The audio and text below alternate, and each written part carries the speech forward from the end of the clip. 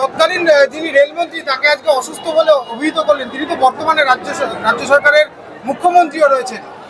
দেখুন, এটা কার্যকলাপের ওপর বলা। শারীরিক সুস্থতা আর মানসিক সুস্থতার একটা ব্যাপার থাকে।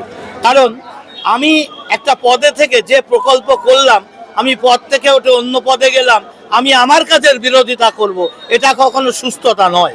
এটা আমার মনে হয়, শুধু আমার মনে নয়, সমগ্র সুস্থ মানুষই আমার সঙ্গে সহমতি হবে। আজকে কি কেন্দ্রতে বিরোধী দল রয়েছে বলে কি এই বিরোধিতা হচ্ছে?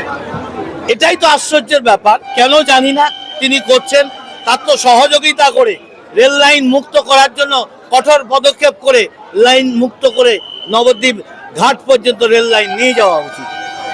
রেলের উদ্বোধন হলো আমঘাটা পর্যন্ত, দীর্ঘ বহুদিনের মানে যে আশা ছিল তা প্রতীক্ষার অবসান হলো। কি করতে চাই? খুবই আনন্দের দিন, কিন্তু আনন্দ পরিপূর্ণ হলো না।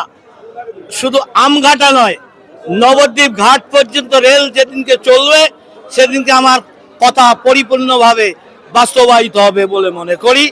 এবং কল্যাণী পর্যন্ত এই ট্রেনটা চলা উচিত, শান্তিপুর হয়ে ভায়া কল্যাণী পর্যন্ত গেলে তবে এই ট্রেনটার সার্থকতা আসবে। শান্তিপুরবাসী এখনো পর্যন্ত মন খারাপ, তারা পেল না ট্রেন, কি বলবেন? তারাও ট্রেন পাবে, সবে শুরু হয়েছে। শান্তিপুরবাসী অবশ্যই পাবে। আমার বাড়ি শান্তিপুর, শান্তিপুর স্টেশনটার নামও